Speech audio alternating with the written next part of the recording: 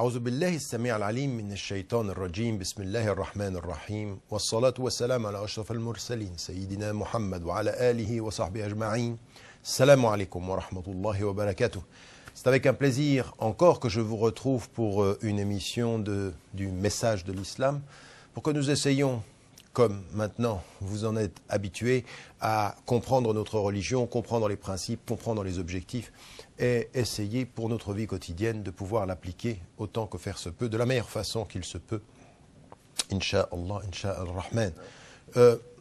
Nous avons parlé et nous sommes beaucoup intéressés au mois du Ramadan, à la spiritualité, un certain nombre de ces éléments qui portent sur les principes de l'islam.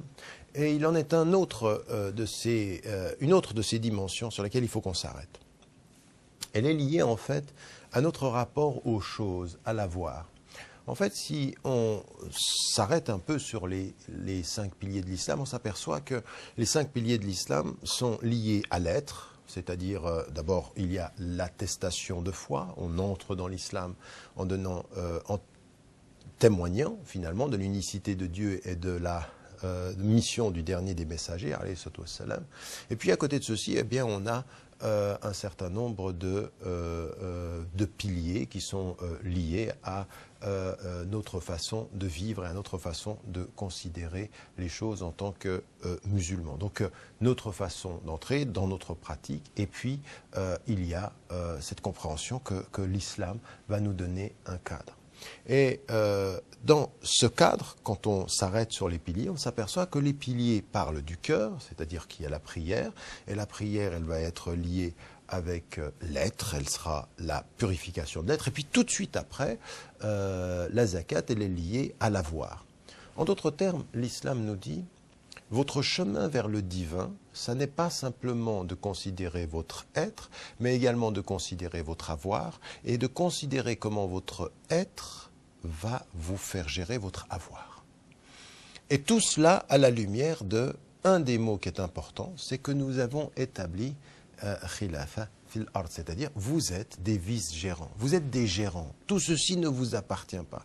Et ça c'est très important parce que quand il vous est dit tout ce qui est sur la terre appartient à Dieu. Lillahi ma fis samawati wa ma fil ard.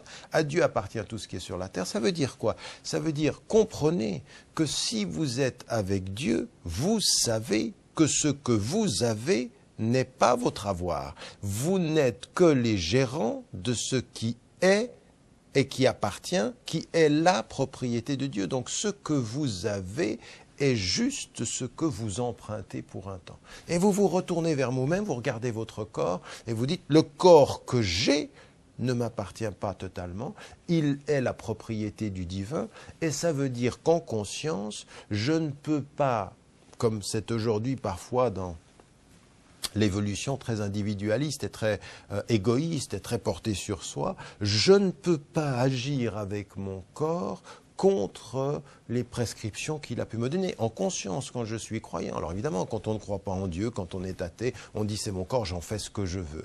En islam et dans toutes les traditions d'ailleurs spirituelles et monothéistes, on ne dit pas ça. C'est pas c'est mon corps, j'en fais ce que je veux, c'est on m'a offert ce corps, je le respecte autant que je peux. C'est tout à fait différent. C'est une attitude qui est tout à fait différente. Vous voyez bien que déjà dans la conception de l'homme, il y a des différences, mais là, c'est pas uniquement la conception de l'homme, c'est pas uniquement la conception du cœur, c'est la conception de l'avoir. C'est dis-moi ce que tu fais de ce que tu as et je te dirai qui tu es et ce que tu penses que tu es. Parce que si tu penses que ce que tu as est ta propriété, tu peux agir avec dans l'arrogance, tu peux agir avec dans la fierté, tu peux même tuer au nom de l'avoir. Mais si ce que tu sais, c'est que l'avoir que tu as n'est pas ta propriété, à aucun moment il ne t'est permis. En islam, c'est une règle claire de la guerre. Jamais il n'est possible de tuer pour avoir, puisque l'avoir n'est pas mon avoir et qu'il est son avoir. Donc je ne peux que résister à quelqu'un qui pourrait vouloir mon avoir contre mon droit, c'est-à-dire de vouloir m'exploiter, de ne pas reconnaître le droit que j'ai à cet avoir le temps de la vie dans la gestion éthique de l'avoir. Donc en islam, c'est fondamental cette question de l'être et de l'avoir, parce que notre avoir est finalement quelque chose une dimension que nous avons le temps de la vie, et nous avons un corps, et nous avons une intelligence, et nous avons un cœur, et nous avons, tout ça c'est ce que nous avons et que nous sommes. Nous sommes dans ce que nous avons, et c'est pour ceci que l'un des éléments qui est le plus important, c'est donne à chaque élément quel est son droit. Il faut son droit, ça veut dire d'avoir conscience que mon intelligence, que j'ai un cerveau, j'ai une intelligence, je dois lui donner son droit. Ça ne m'appartient pas dans un absolu de l'arrogance. Je n'en suis que le gestionnaire le temps d'une vie, et je vais être questionner, je vais devoir rendre compte qu'as-tu fait de ton intelligence, et qu'as-tu fait de ton corps, et qu'as-tu fait de ton cœur. Tu as passé ton temps à le perdre, tu as passé ton temps à le salir, tu as passé ton temps à le divertir, ou as-tu fait ce que tu avais à faire? Est-ce que tu as été cet être qui savait donner de l'être à l'avoir, du sens à l'avoir, de ses principes à l'avoir? Et ça, vraiment, aujourd'hui, dans les sociétés de consommation, quand on consomme et qu'on veut avoir plus en pensant être, quand plus on a, plus on croit que l'on est, quand plus la richesse s'impose, plus l'on croit que l'on est un être riche, combien, au fond, sur la terre, sont matériellement riches, spirituellement misérables, pauvres, dans la famine absolue? Combien? Parce que, justement, c'est ça aussi qui est déterminant pour nous, c'est de savoir comment nous gérons ceci. Et là, il y a un maître mot qui est important. Et en particulier, quand on est dans le mois du Ramadan, c'est la dimension de la consommation. La consommation, c'est ce que l'on va manger, c'est ce qui va être ce que l'on a et qui va entrer dans ce que l'on est. Ce que l'on est, un être humain. Et la consommation, c'est voilà ce que j'ai, de la nourriture. Je consomme cette nourriture pour fonder ce que je suis. Elle est, la consommation, l'élément de ma vie et de ma survie. Et là, c'est encore beaucoup plus dans ce domaine-là lié. C'est là où on s'aperçoit le fait de manger, le fait de boire, le fait de rapport que l'on a à la nature, à tout ce qui est autour de nous, va être déterminant sur notre compréhension de la consommation. Aujourd'hui, comment appelle-t-on les sociétés modernes, au nord, au sud, à l'est ou à l'ouest? La culture globale, la globalisation a fait de toutes nos sociétés des sociétés de consommation. Des sociétés de consommation qui finalement suspendent notre être aux besoins de l'avoir. C'est-à-dire que nous sommes dans l'accomplissement des besoins de l'avoir, à tel point que finalement nous devenons dépendants de l'avoir. Ça n'est plus l'être qui intègre l'avoir pour lui donner sa dignité, c'est l'être qui se perd à chercher plus d'avoir et dont l'avoir est devenu l'obsession permanente. Il crée, et cette consommation, la société de consommation est en fait une société de la dépendance à la consommation. Et donc c'est créer cet univers-là. Le mois du Ramadan, qu'est-ce qu'il est ? Tout ce que nous faisons, pourquoi jeûnons-nous? Pourquoi il nous est dit dans le Coran, fondamentalement, à vous les êtres humains, vous êtes en danger de cette dépendance à la consommation. Ya ayyuhalladhina amanu kutiba alaykumus siyam kama kutiba ala alladhina min qablikum. Il vous a été prescrit de jeûner comme il a été prescrit à ceux qui vous ont précédés. Pourquoi il y a dans toutes les religions, dans toutes les spiritualités le jeûne? Pourquoi? Parce que c'est la rupture avec la consommation. Pourquoi faut-il une rupture à la consommation? Pour lui donner un sens. Cesser ce que l'on fait habituellement, parce que le faire habituellement fait perdre le sens. Cesser ce que l'on fait habituellement pour revenir au sens de ce que l'on fait. Donc, de se poser la question, mais qu'est-ce que ça veut dire de boire? Qu'est-ce que ça veut dire de manger? Et là, on a une véritable compréhension d'une philosophie de vie que nous propose l'islam, des sens de la compréhension, parce que le fiqh, ce sont des règles, mais ces règles du fiqh sur lesquelles travaillent les fuqaha, c'est lié à une conception de la vie, ce qui est en fait le vrai sens de sharia. Et sharia, c'est pas des lois islamiques fermées, non, c'est une voie qui va vers la source, qui ramène à Dieu, qui est ouverte. C'est les grands principes généraux de l'islam. C'est fondamentalement la conception générale qui est née de la compréhension de ce que c'est que l'islam, c'est-à-dire le lien avec Dieu dans la paix. Et donc, cette voie-là elle nous dit, elle nous pose la question de, dans ces règles, attention, il faut que vos règles soient liées à une compréhension fondamentale. Et dans la consommation, il y a effectivement une vraie compréhension de ce que cela doit être dans notre vie. Et ces conceptions-là de la consommation, le mois du Ramadan, il dit stoppez. Stoppez et posez-vous la question. Posez-vous la question de ce que vous consommez, pourquoi vous le consommez, comment vous le consommez, et qu'est-ce qui entre en vous, et qu'est-ce que vous en faites raison. Pour laquelle, dans la compréhension spirituelle, pourquoi nous ne buvons pas d'alcool, pourquoi nous ne mangeons pas du porc, déjà c'est pour deux raisons. Parce que l'alcool pourrait justement, par ce qu'il est, entrer en nous, et finalement perturber notre sens de l'être, notre lucidité, c'est-à-dire le manque pourrait faire en sorte qu'on ne protège pas sa religion, qu'on ne protège pas son intelligence, et puis finalement qu'on perde sa dignité. Alors, au départ, dans les étapes de la révélation, c'était par étapes, c'est-à-dire avec la psychologie collective.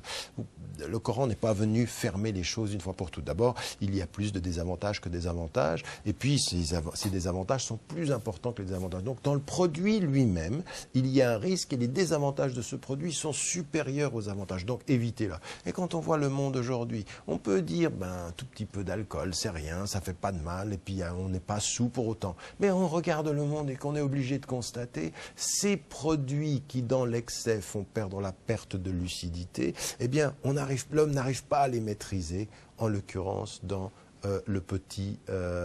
en petite quantité. Pourquoi? Parce que c'était visible à l'époque du prophète, alayhi salam, et dans le passé. C'est visible encore davantage aujourd'hui. Et tous ceux qui disent « Ah ben je me maîtrise », aujourd'hui, les accidents, ce qui se passe dans les sociétés africaines, dans les sociétés asiatiques, dans le monde majoritairement musulman aujourd'hui, on voit des choses qui sont tout à fait effrayantes. Donc l'alcool, et puis par rapport à la viande, il y avait cette idée d'une certaine noblesse de la nourriture, où il faut faire attention à ce qui entre. Non pas parce que dans l'absolu, il faut jeter la malédiction par rapport au porc ou alors... Non, c'est pas ceci. C'est on ne le mange pas, ça met une limite en disant, voilà, déjà, les prescriptions sont claires, il y a des choses que l'on va limiter. Mais une fois qu'on a dit ça dans la prescription, une fois qu'on a compris ceci dans la prescription, il faut aller plus loin parce que toute la compréhension de l'islam, tout le chemin qui va mener à comprendre ceci, va être de lier ces éléments-là avec une compréhension fondamentale de la bonne consommation. Et en tant que musulmane et musulman, au cœur de la société de consommation, il faut poser ces questions-là. Parce que malheureusement, nous respectons parfois des règles et nous oublions le sens. Nous sommes obsédés par la limite du chemin, mais nous ne savons pas où nous allons et nous n'avons pas de message à apporter à nous-mêmes et au monde. Or, l'islam, c'est ça qu'elle dit. Dis-moi ce que tu manges et je saurai qui tu es et au fond où tu vas. À tout à l'heure, Inch'Allah, après la pause.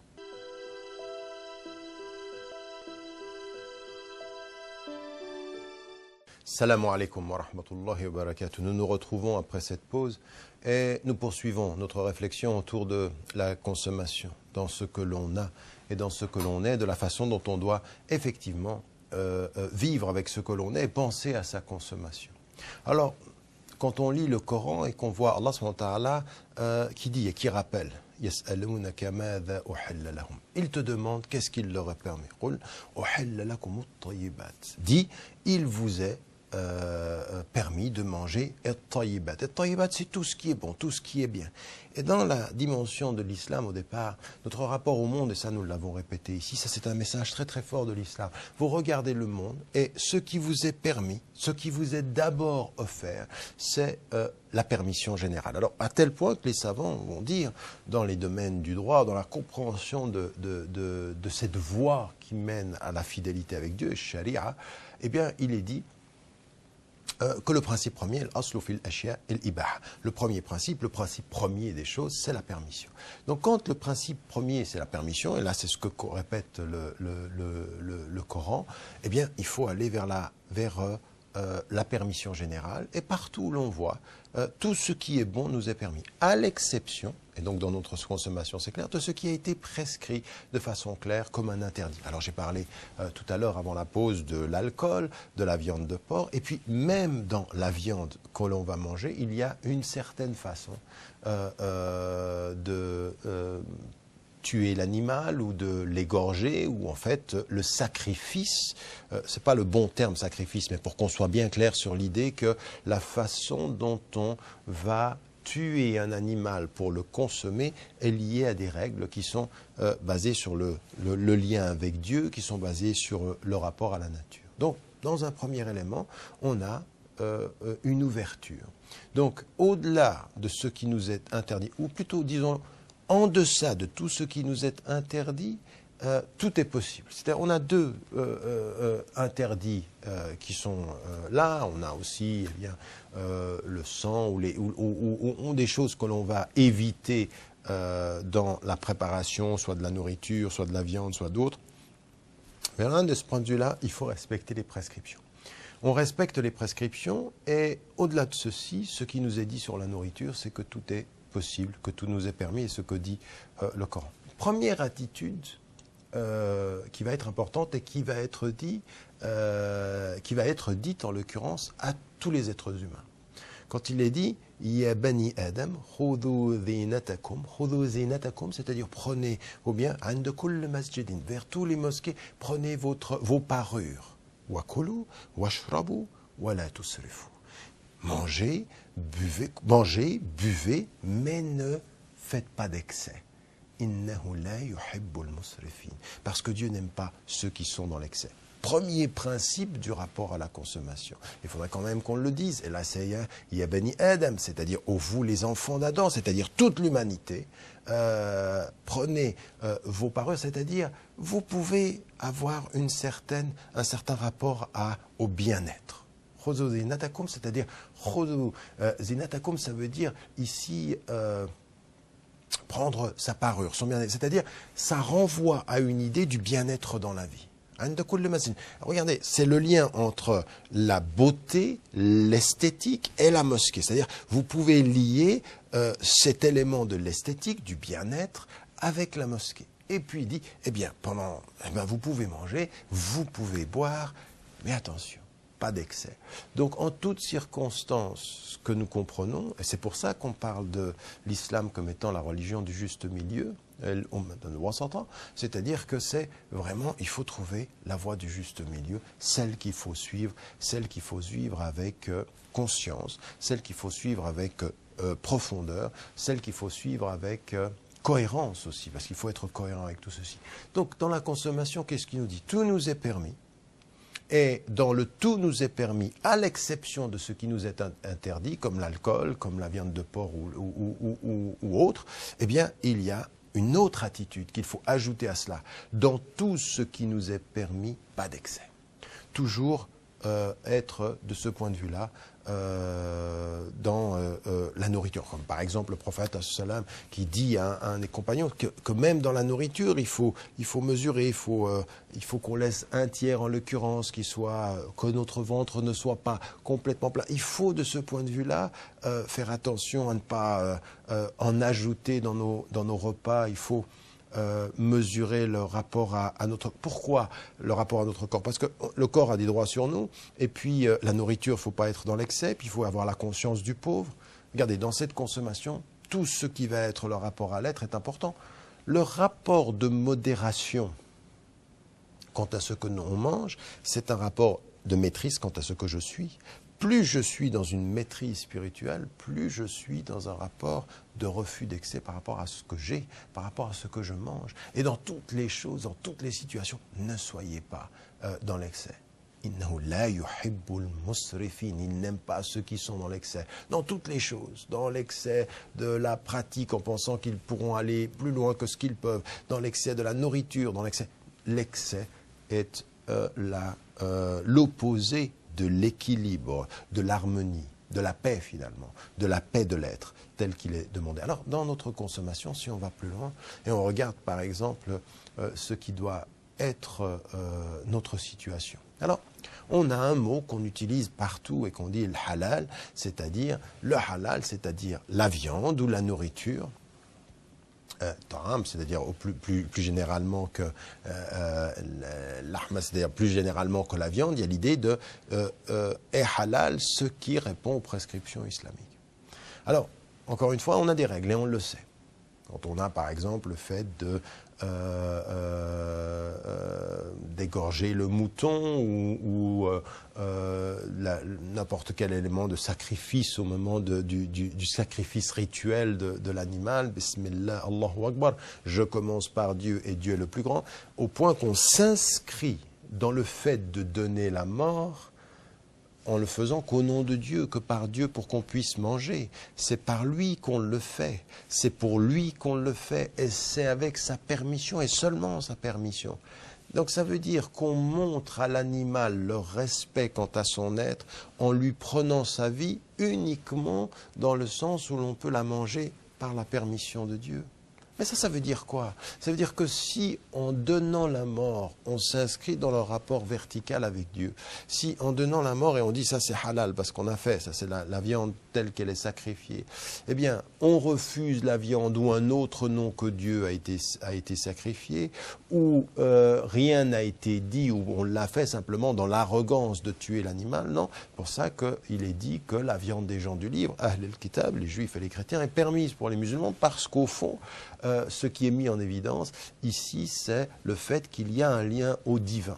Alors après, il y a plusieurs avis juridiques qu'on ne va pas étudier ici, où certains disent c'est encore permis. Vous avez des avis juridiques de littéralistes, par exemple, parfois, qui peuvent être très ouverts sur cette question-là, des salafis, par exemple, qui peuvent l'être, où vous avez des savants à travers le monde, des ulama, qui disent c'est possible, et d'autres qui disent non, c'est pas possible, et d'autres qui nuancent, s'il y a possibilité d'avoir accès à la viande égorgée islamiquement, eh bien c'est possible. On n'entre pas dans cette considération-là, si ce n'est pour dire la chose suivante, c'est que quelle que soit votre opinion là-dessus, quelle que soit l'opinion des ulama là-dessus, ce sur quoi nous sommes d'accord, c'est que on ne peut donner la mort à l'animal que dans l'intention devant Dieu de le faire par son nom, avec son autorisation, pour nous nourrir, parce qu'il nous dit Sakhara lakum ma fis samawati wa ma fil ard. Il a mis à votre disposition ce qui est sur la terre, sur les cieux et sur la terre. Mais ça veut dire en même temps que par le seul fait que je considère que donner la mort à un animal que je vais consommer est fait par rapport à Dieu,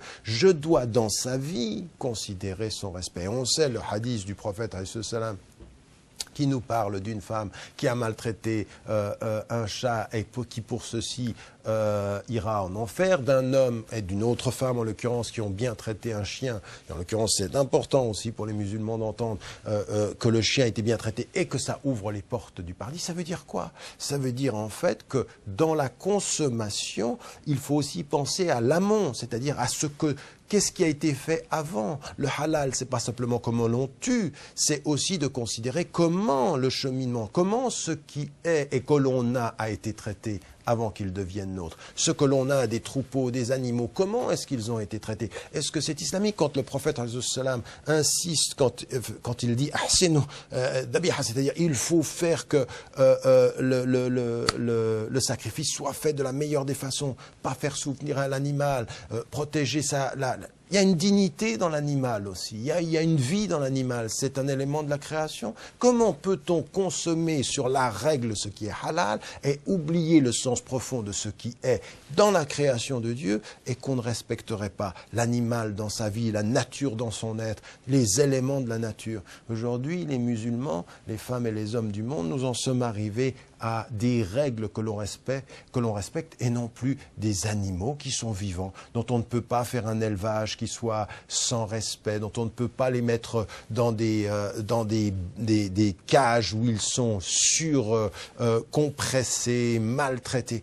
Il faut qu'on parle de ça aussi, ça fait partie de notre consommation. Et ensuite, il y a d'autres éléments, des boissons qui viennent aujourd'hui, qui sont à notre table et dont on sait dans la production, à des moments donnés, elle est problématique parce qu'elle ne respecte pas ni la dignité de ceux qui y travaillent, ni le salaire de ceux qui y travaillent, ni même la philosophie générale de vie, parce que ce sont des boissons qui ne respectent même pas les productions locales, qui ne respectent pas ce que les femmes et les hommes fond. Il faut penser à ces éléments de la consommation.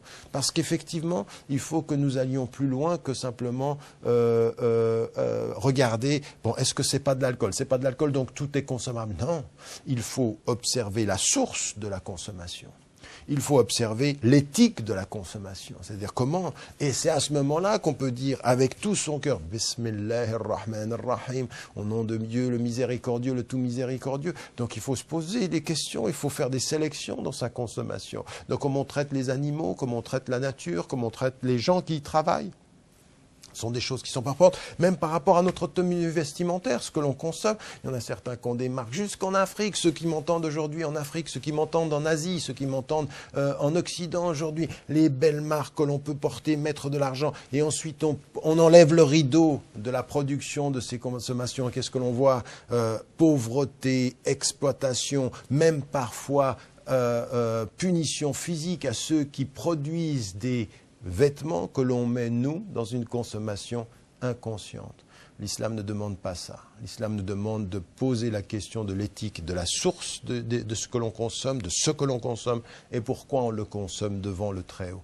Que chacune et chacun d'entre nous, pendant le mois du Ramadan, au-delà du mois du Ramadan et toute l'année, tous les jours de sa vie, eh bien, ait cette conscience-là, parce que c'est ceci aussi, quand on dit l'invocation avant de manger, on la place devant Dieu, et on la place sur le sens, sur la source et sur ce qui nous fait at-tayyibat. Et il se pourrait qu'apparemment quelque chose de bon soit mal produit, porte les traces spirituelles de quelque chose qu'est l'indignité humaine. À nous de le savoir et à nous d'en rendre compte. Inch'Allah, vous pouvez nous retrouver sur le canal satellitaire de Iqra bi'iznillahi ta'ala ou sur le site internet où vous pouvez nous faire part de vos remarques. Inch'Allah. Wassalamu alaikum wa rahmatullahi wa barakatuh.